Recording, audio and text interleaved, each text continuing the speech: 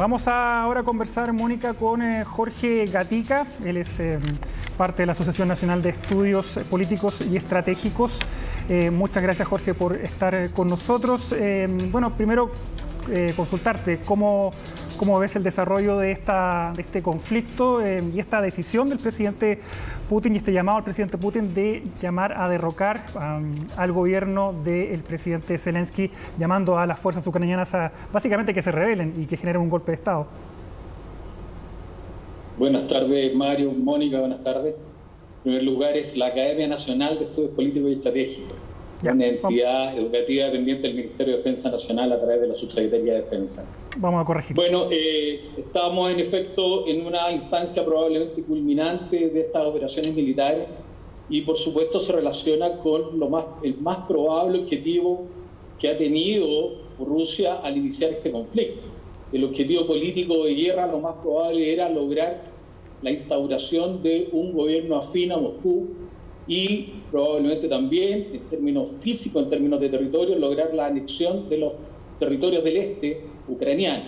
Dado que se estaría configurando probablemente ante la inminente caída de Kiev y a partir de ahí entonces el colapso del gobierno ucraniano, dado que se estaría configurando la consecución de ese objetivo político, es muy probable entonces que se intente pasar a una siguiente etapa, entendiendo que el empleo del potencial bélico es un recurso extremo, después que todo el resto de los elementos de poder, los instrumentos de poder que tiene un Estado ya han fracasado. En este caso, fracasó la diplomacia, fracasó el intento de lograrlo a través de presiones. Por tanto, Rusia, en esta escalada del uso de recursos, decidió emplear el recurso militar. No obstante, por supuesto, eso tiene sus límites y, en particular, asumiendo que lo que pretende Putin es lograr un país cercano, instaurar un gobierno cercano a Moscú, por supuesto querrá crear el mínimo de daño particularmente a la población civil.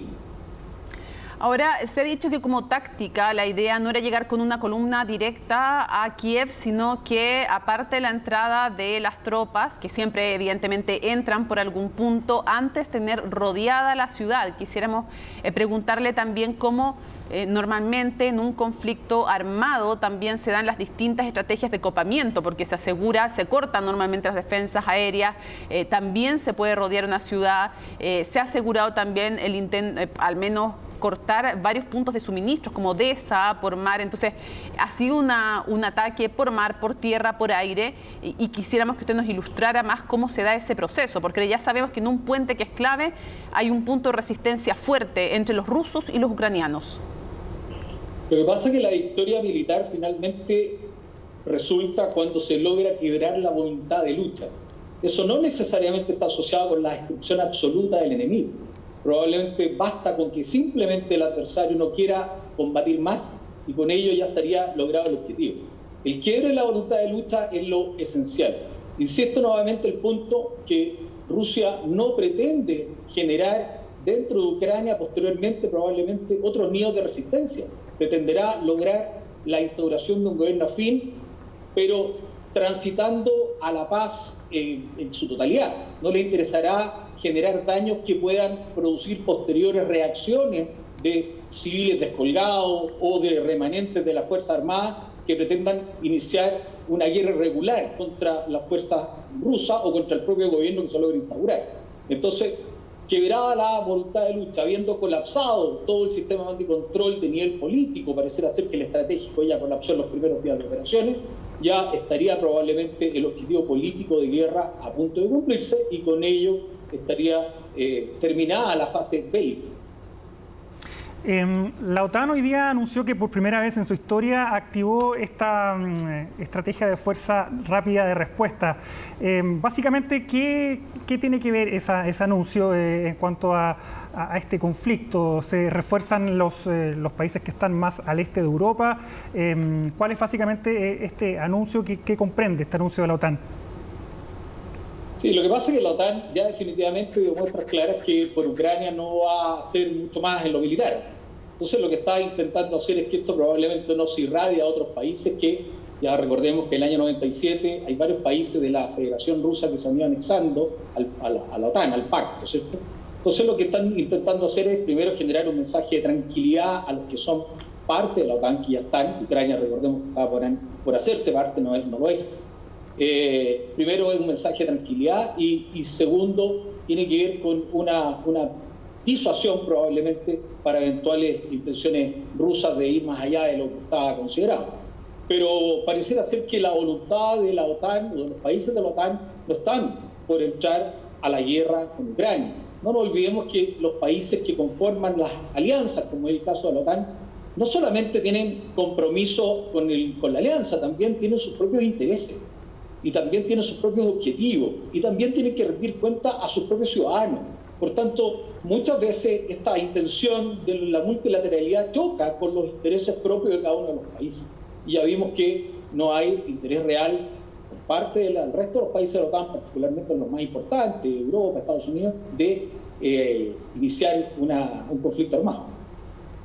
Ahora, sería bueno también si nos ayudaras a calibrar la diferencia de fuerzas en términos de los ejércitos que se están enfrentando entre el ejército de Ucrania y el ejército de Rusia. Nos referimos en cuanto a número de hombres, tipo de armamento, pero además, que creo que es algo que es importante considerar, los refuerzos según los aliados que tiene cada uno, porque si Rusia necesita posiciones en Bielorrusia, armas, también puede acudir a aquello, por ejemplo, o puntos estratégicos como Crimea. ¿Cuáles son las fortalezas, las debilidades de cada uno de los ejércitos que se están enfrentando aquí? Pero sin duda alguna estamos frente a una asimetría impresionante.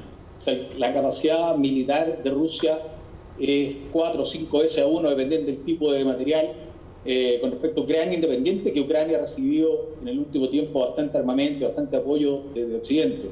Sin embargo, no se alcanza a solucionar una capacidad militar en tan poco tiempo. Una capacidad militar se demora mucho tiempo en desarrollarse. Tiene que ver con entrenamiento, tiene que ver con doctrina, tiene que ver con moral. Un instrumento militar no se improvisa. Por eso es tan peligroso pensar de repente que uno puede usar Fuerzas Armadas simplemente tomando un ciudadano y poniéndole un fusil. Eso es una utopía, eso no es así. Entonces, Ucrania, no nos olvidemos que tiene un desarrollo institucional mucho menor que Rusia. En tecnología también está bastante más bajo. En general, todos los instrumentos de poder asociados a la fuerza militar son bastante más bajos que Rusia. Rusia es una potencia mundial para el armamento nuclear y con además, que es muy importante, una voluntad de empleo manifiesta por parte de Putin en este caso. Putin hizo señales bastante claras de su absoluta voluntad de hacer uso del potencial bélico si era necesario, incluso con algunas señales que parecieron anecdóticas, como este video que circuló hace unos días atrás cuando le llamaba la atención a su jefe de inteligencia. Eso es una demostración de voluntad política, es una demostración de liderazgo político. Y me hizo recordar cuando Brezhnev hizo el zapatazo, ¿cierto?, en el año 60 en la ONU. Esos son gestos que son muy potentes y que van mucho más allá de lo anecdótico. Son señales muy claras de voluntad. Entonces, cuando hablamos de asimetría militar o de capacidad militar, no es solamente tener tantos tanques, tantos aviones o tantos buques, es mucho más que eso. Tiene que ver también con voluntad política de empleo de la fuerza, tiene que ver con entrenamiento de esa fuerza, con capacidad de sostenimiento logístico de esa fuerza, espíritu militar y una serie de otros elementos. Pero no nos olvidemos que además las Fuerzas Armadas no hacen la guerra solas. La guerra es un fenómeno de naturaleza política que la hacen las Fuerzas Armadas como principal instrumento, sin embargo, las hace el país en su conjunto. La cohesión nacional, la institucionalidad, la robustez, el liderazgo, son una serie de elementos que conforman el poder nacional que le permite a un país ir a la guerra. Dado este escenario, entonces, por supuesto que Rusia tiene una capacidad militar muy superior a Ucrania. No nos olvidemos también que Ucrania hay un porcentaje importante de población en las provincias del este que tienen cultura, que tienen tradición, que hablan ruso. Por tanto, hay un problema interno también en Ucrania que es necesario resolverlo. Habría que preguntarse si en esa área, a lo menos, la identidad de Ucrania está lo suficientemente sólida. Si existe de verdad un concepto de nación ucraniana que se extienda hacia esos lugares, o más bien hay una cierta tibieza en esta cualidad que es fundamental en un país que intenta ser soberano. Jorge, ¿cuáles serían los principales problemas que podría enfrentar Rusia en caso de derrocar al gobierno y mantener una ocupación en este país, más allá de los problemas netamente económicos, militarmente? ¿Cuál sería el panorama para el ejército ruso si es que mantiene una ocupación en la capital ucraniana? Bueno, ninguna fuerza de ocupación puede mantenerse eternamente ocupando. Siempre va a haber algo de la población civil, va a haber algo de las Fuerzas Armadas regulares que se van a la guerra irregular y que perfectamente podrían mantener esto por muchos años y hacerle una pesadilla a la ocupación soviética. Así que no es tan fácil esto de ocupar. Pero insisto una vez más, yo creo que el objetivo político no es la ocupación completa de Ucrania. Yo creo que el objetivo político de guerra es la instauración de un gobierno afín, y de hecho ya hemos visto que durante el día Putin llamó a la Fuerza Armada a tomarse el gobierno, pero además probablemente anexarse las provincias del este. Y eso sería, no es la ocupación física permanente de Ucrania. Sí, pero de todas maneras igual habría una resistencia por parte de la población si es que se llega a instaurar un gobierno afín al Kremlin. De todas formas, igual claro, estallarían ahí guerrillas en ese caso, ¿no? Exactamente, Mario, lo que acabo de decir. Es decir, probablemente elementos descolgados de las fuerzas regulares, probablemente civiles disconformes con la decisión de un eventual pacto con Rusia o con una ocupación de Kiev o de las provincias del este, van a tomar las armas. No nos olvidemos que hay una cantidad enorme de armamento de poco calibre que ha llegado de parte de Occidente, y es perfectamente posible que se sostenga una situación de inestabilidad a partir de guerrillas, de operaciones irregulares contra las fuerzas de ocupación rusas. Sin duda alguna que es posible, es un escenario posible. Ahora, por favor, esto es muy importante, mirar esto desde Chile. Estamos muy lejos de la toma de decisiones, estamos muy lejos de lo que está ocurriendo. Por tanto, lo que nosotros estamos haciendo es tratar de aventurar algunas conclusiones a partir de la información que nos llega de sus colegas de Europa o de los análisis de discurso, etcétera. Pero es muy difícil desde acá tener una idea mucho más precisa del probable devenir del conflicto en Ucrania. Sí, ahora, hay veces en que hay conflictos que redefinen de alguna manera o confirman la forma de hacer la guerra. La guerra ha ido evolucionando, es evidente que no es la misma porque hay redes sociales, porque hay guerras en distintos planos comunicacionales, cibernéticas, hay guerras que tienen que ver con cómo van cambiando los armamentos. Por ejemplo, la tristeza de tener que haber visto, lo vimos en Irak y en otras instancias, armas de destrucción masiva, armas químicas también que estaban completamente prohibidas, pero se usaron igual en estos conflictos. La pregunta es, ¿qué estamos viendo en este conflicto? Y eso lo digo porque también es importante para que la gente entienda cómo tiene que filtrar la información, en cuántos planos también se dan las batallas. Sí, tienes toda la razón, Mónica. Aquí estamos en presencia de lo que algunos llaman guerra híbrida, categoría que es bien cuestionada todavía, no está absolutamente sentada en una categoría que validada, digamos. Y se habla mucho de guerra híbrida. El concepto de guerra híbrida aparece por ahí por el año 2006 de un autor, Frank Hoffman, que hace un análisis de la complejidad del escenario actual en la guerra y que dice que, entre otras cosas, la guerra va a ir a las ciudades y que va a hacer uso no solamente del potencial bélico de las Fuerzas Armadas tradicionales, sino también de una serie de otros elementos, como por ejemplo el ciberespacio, como por ejemplo las operaciones de información, los medios de comunicación social, etc. Bueno, a eso se le intenta llamar guerra híbrida. Sin embargo, hay otros autores que sostienen que hace mucho tiempo y que toda la vida lo que se ha intentado hacer no es solamente usar el potencial bélico, sino también usar otro tipo de recursos para influir en la voluntad de lucha del adversario.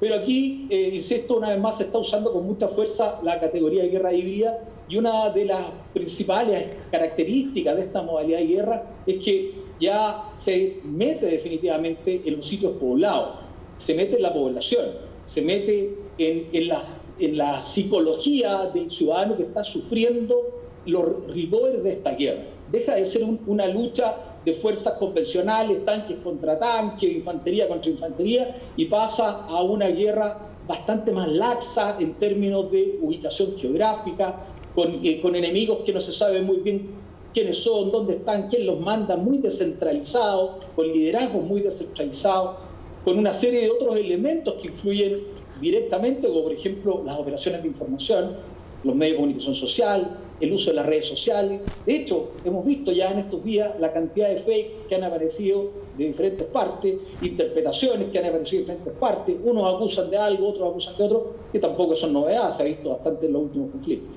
Entonces sí, en efecto estamos en una guerra distinta, donde ya no solamente mueren militares, sino está absolutamente comprometida y afectada a la población civil. Jorge Gatica, muchas gracias por haber conversado con nosotros acá en CNN Chile. Te mando un abrazo. Muchas gracias y por favor, antes de terminar, me gustaría dejarlos invitados a un seminario que tenemos en la Academia Nacional de Estudios Políticos Estratégicos el próximo miércoles a las 10 de la mañana. Pueden entrar a la página web de la Academia y a partir de ahí pueden inscribirse. Va a ser bastante interesante con dos expertos en la guerra que se está llevando hoy día en Ucrania. Muchas gracias. Ahí pasamos el aviso entonces de este encuentro. Muy bien. Hasta luego. Muchas gracias.